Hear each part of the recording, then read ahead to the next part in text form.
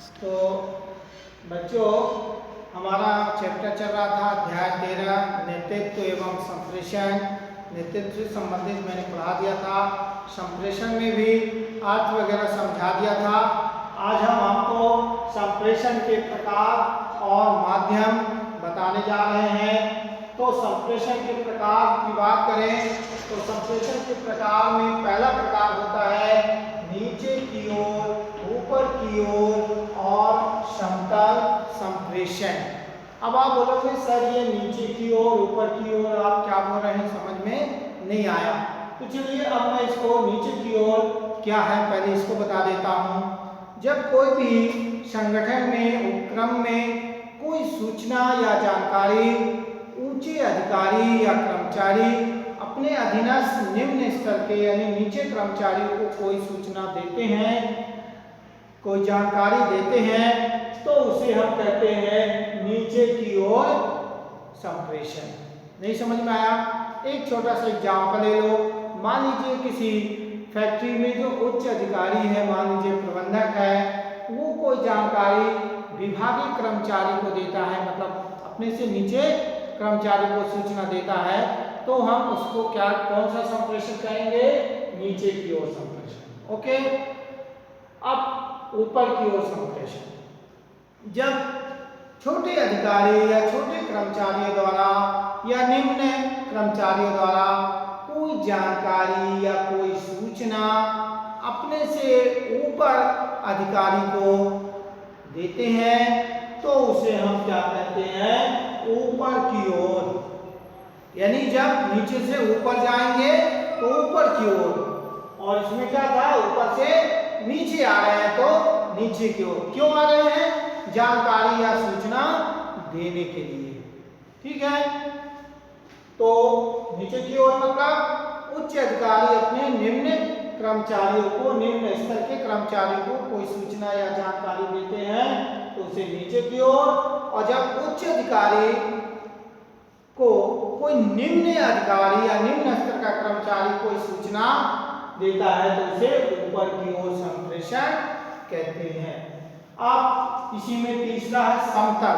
समतल यानी न नीचे और न ऊपर, बराबर बराबर। यानी दो बराबर लेवल के, दो बराबर कर्मचारी, दो बराबर स्तर के कर्मचारी एक दूसरे को सूचना देते हैं तो उसे हम क्या कहते हैं? समतल संप्रेषण। ठीक है।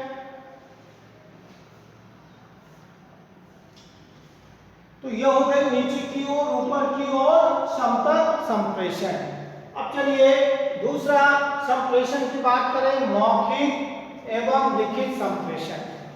मौखिक का मतलब होता है जब दो व्यक्तियों के मध्य विचारों का आदान प्रदान मौखिक हो तो उसे हम मौखिक संप्रेषण कह सकते हैं। इसका एग्जाम्पल में आप लिख सकते हो, जैसे बातचीत के माध्यम से, टेलीफोन के माध्यम से, या फिर और भी कई प्रकार के रेडियो के माध्यम से ये मौखिक सूचनाओं का प्रसारण होता है, तो हम इसे क्या कहते हैं? मौखिक संप्रेषण। लिखित संप्रेषण में जब कोई सूचना, कोई विचार को एक दूसरे तक पहुंचाने में शब्दों का प्रयोग होता है, लिखित शब्दों का प्रयोग होता है, लिखा जाता है उसमें, तो हम उसे क्या कहते हैं? लिखित संप्रेषण।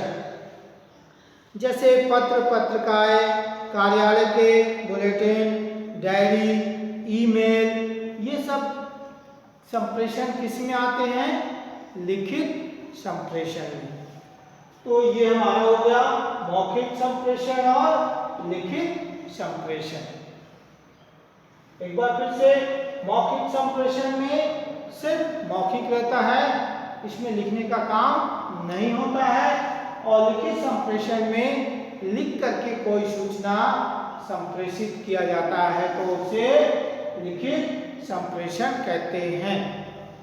अब तीसरा हमारा आता है, मुख्य रूप से अगर कहें तो संप्रेषण के तीन माध्यम हैं, नीचे की ओर, ऊपर की ओर और समतल। दूसरा है मौखिक एवं लिखित, और तीसरा है औपचारिक एवं अनौपचारिक। तो अब हम तीसरा औपचारिक और अनौपचारिक जो संप्रेषण है उसके बारे में हम बात करें।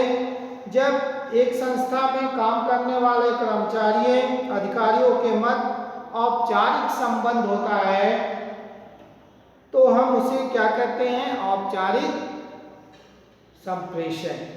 जब एक संस्था में काम करने वाले कर्मचारियों के बीच में औपचारिक संबंध होता है तो हम उसे क्या कहते हैं? औपचारिक संप्रेषण। और इसमें संदेश भेजने का काम जो होता है औपचारिक स्तर पर होता है तो औपचारिक संप्रेषण कहलाता है। अब औपचारिक संप्रेषण में एक बात और होती है कि औपचारिक संप्रेषण के भी कई प्रकार हो सकते हैं, जैसे एकल, श्रृंखला, चक्रीय। औपचारिक संप्रेषण क्या हो सकता है? एकल, श्रृंखला, चक्रीय।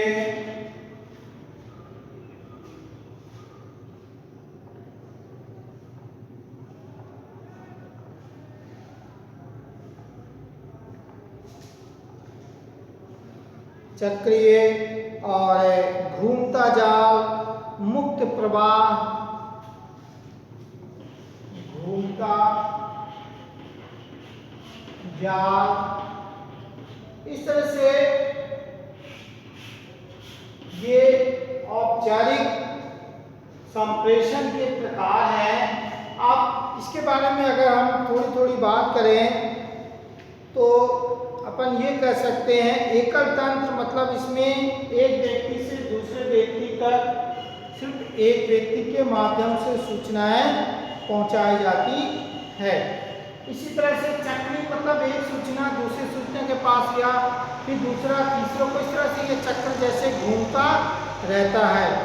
तो इस तरह से अलग अलग औपचारिक संप्रेषण में आते हैं। औपचारिक संप्रेषण की बात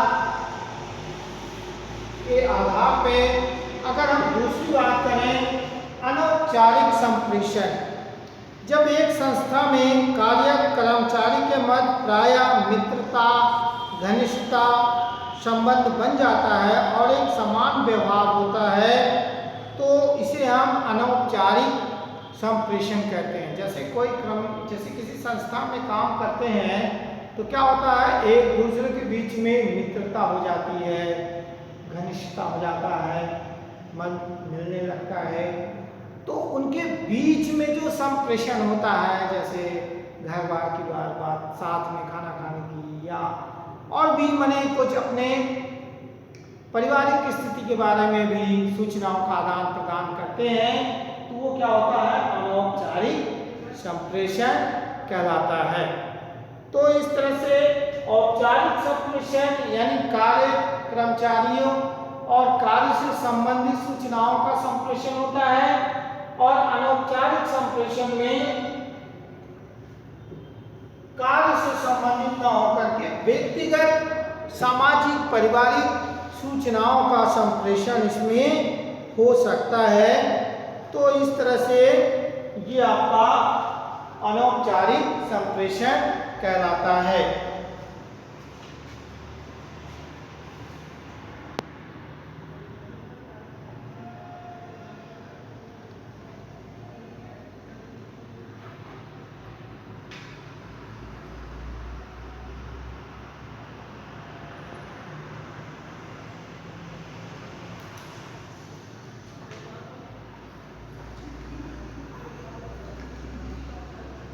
तो बच्चों ये तो हो गया हमारा संप्रेषण के प्रकार में।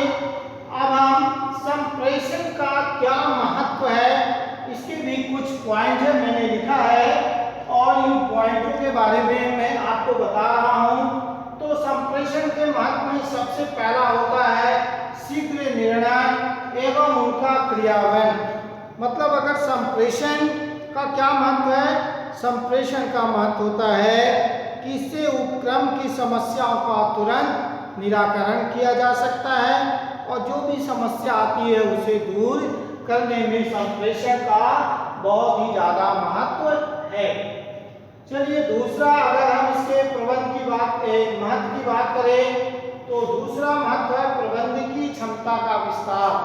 प्रबंधकीय क्षमता का विस्तार का मतलब ये है कि संप्रेषण जो है प्रबंधकीय क्षमता का विस्तार करता है, कार्य करने की क्षमता को बढ़ाता है, प्रबंध के स्तर को अच्छा करता है। तो प्रबंधकीय क्षमता का विस्तार के बाद हमारा आता है विभिन्न विभागों में समन्वय स्थापित करना। कार्य संगठन में कई विभाग होते हैं और सभी विभागों में एक रूपता बनाए रखना, तालमेल बिठा करके रखना, ये चीज़ जो है एक संप्रेषण के माध्यम से ही हो सकता है। क्योंकि आजकल आधुनिक समय में श्रम विभाजन, विशिष्टीकरण, विभागीकरण, कई प्रकार के विभाग हो गए हैं और इन सभी विभागों के बीच में समन्वय बनाने का काम संप्रेषण के माध्यम से ही होता है। तो ये हो गया, विभिन्न विभागों में समन्वय स्थापित करने का काम कौन करता है? संप्रेषण के माध्यम से होता है। इसके बाद एक पॉइंट है, मैंने डी नंबर दिया यहाँ, प्रभावशाली नियंत्रण। प्रभावशाली नियंत्रण के मतलब ये हुआ कि एक अकुशल संप्रेषण एक बुरा प्रबंधक होता है।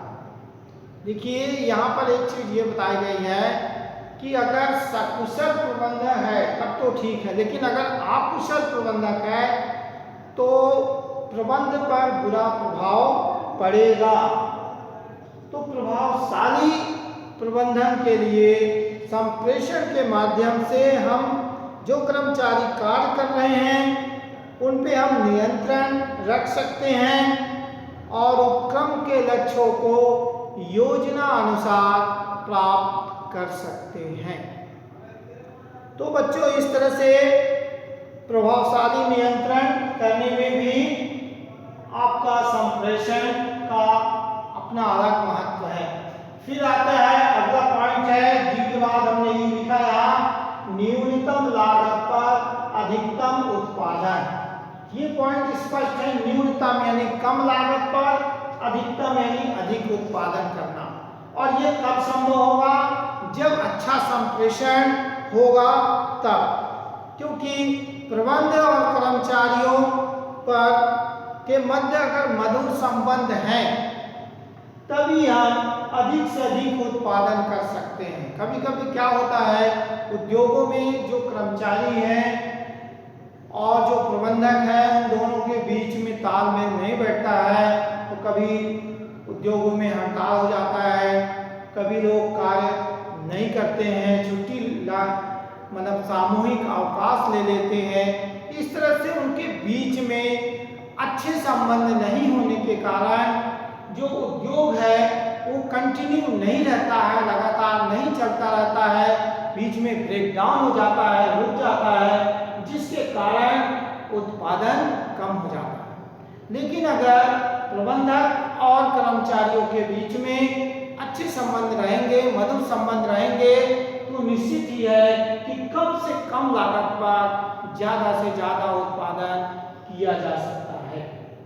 तो इस तरह से ये संप्रेषण के माध्यम से ही निश्चित है। फिर हमारा अगला पॉइंट है कार्य संतुष्टि। कार्य संतुष्टि का मतलब ये है कि अगर श्रमिकों के मध्य विश्वास और सद्भावना प्रबंधकों का बना रहे, श्रमिक अपने कार्य से संतुष्ट रहें, उनको लगे कि मेरे को जो कार्य दिया गया है, मैं जो उत्पादन में सहयोग कर रहा हूँ वो मेरे कार्य के अनुरूप मुझे वेतन मिल रहा है। इस तरह से जब वो अपने कार्य से संतुष्ट रहते हैं तो निश्चित ही है कि उत्पादन भी होता है। तो ये कार्य से संतुष्ट कब रहेंगे?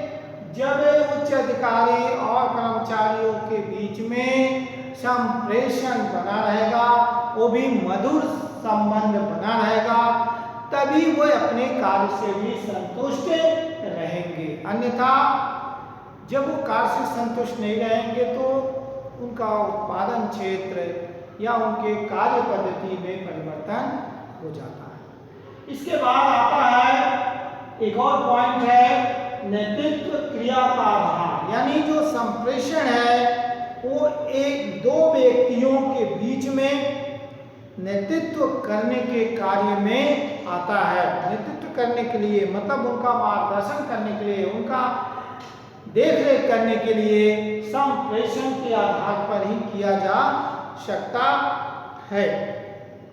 तो बच्चों इस तरह से अगर हम महत्व की बात करें तो ये मैंने कुछ महत्व के पॉइंट मैंने आपको बताया।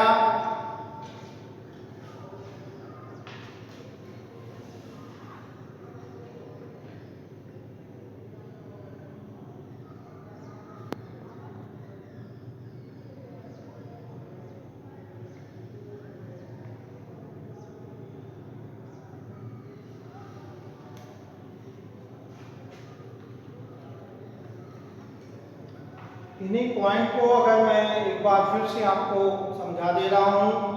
पहला हमारा महत्व में क्या है, शीघ्र निर्णय एवं उनका क्रियान्वयन। दूसरा है प्रबंधकीय क्षमता का विस्तार। तीसरा है विभिन्न विभागों में समन्वय। चौथा है प्रभावशाली नियंत्रण। और पांचवा है न्यूनतम लागत पर अधिकतम उत्पादन। और छठवीं की बात करें तो कार्य संतुष्टि। और सातवां है नेतृत्व क्रिया का आधार। तो ये तो रहा आपका प्रबंध के संप्रेषण के महत्व की बात है। संप्रेषण के प्रकार में भी मैंने आपको बता दिया। अब कुछ इसमें अगर हम औपचारिक और अनौपचारिक संप्रेषण की बात करें तो औपचारिक और अनौपचारिक में भी अलग अलग प्रकार के संप्रेषण हैं। मैंने बता दिया था कि औपचारिक संप्रेषण में आपका ये एकल रीति तंत्र और गपशप तंत्र, प्रायिकता तंत्र, गुच्छा तंत्र, मतलब ये सब अनौपचारिक में है। जैसे कहीं बैठ के गपशप करना या अपने घर की बातें करना, ये औपचारिक में आ जाता है। और अनौपचारिक में और औपचारिक में कार्य से संबंधित, विभाग से संबंधित जो भी सूचनाएं एक दूसरे से संप्रेषित होती है वो आता है। एक चीज और बता दूं, अगर औपचारिक संपर्क की कुछ विशेषता की बात करें तो इसमें एक चीज है कि संप्रेषण एक निश्चित पथ होता है और इसमें सर्वमान्य अधिकृत सूचनाओं का ही प्रयोग किया जाता है और इसमें पारिवारिक सूचनाओं का प्रयोग करते हैं। कभी कभी एग्जाम में आता है औपचारिक संप्रेषण और अनौपचारिक संप्रेषण के अंतर लिखे, तो मैंने इन दोनों के बारे में बता दिया है। आप कुछ पॉइंटों को निश्चित कर लेंगे और उन्हीं पॉइंटों को अंतर के आधार में लिख करके अंतर लिख सकते हैं।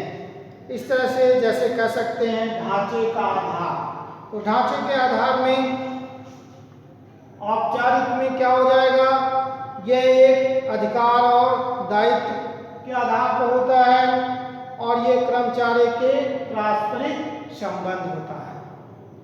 इसी तरह से अगर लिखित और मौखिक की अंतर की बात करें तो इसमें संदेश लिखित होता है और इसमें संदेश मौखिक होता है। इसी तरह से उद्देश्य की बात करें तो इसका उद्देश्य संगठन के विकास के लिए संगठन के उद्देश्यों को ध्यान में रख के बनाया जाता है और ये व्यक्तिगत या सामाजिक उद्देश्य इसका हो सकता है। मार्ग की बात करें तो इसका एक निश्चित मार्ग होता है और इसका एक कोई निश्चित मार्ग नहीं होता।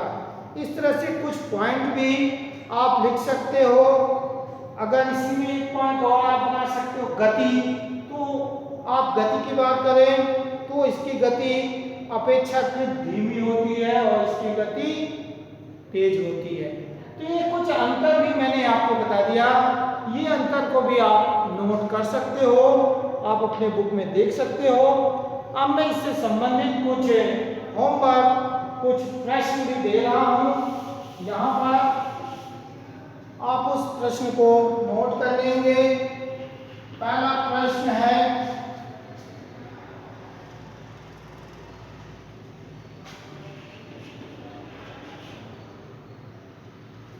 पहला प्रश्न है आपका, टेलीविजन कैसा संप्रेषण है? टेलीविजन कैसा संप्रेषण है? और दूसरा प्रश्न आप लिखेंगे, अनौपचारिक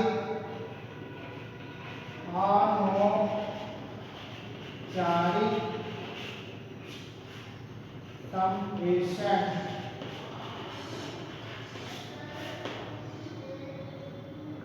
समझाएं।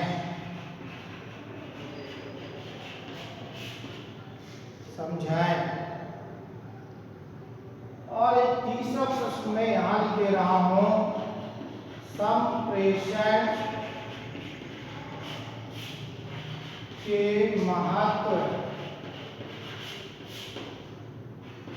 लिखें।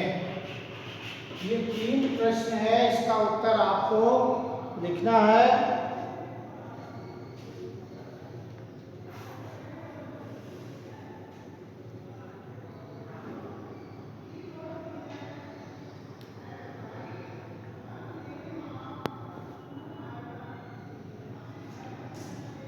तो ये तीनों प्रश्न का उत्तर लिख करके आपको पर्सनल व्हाट्सएप में, ग्रुप व्हाट्सएप में भेजना है। आज के लिए इतना ही।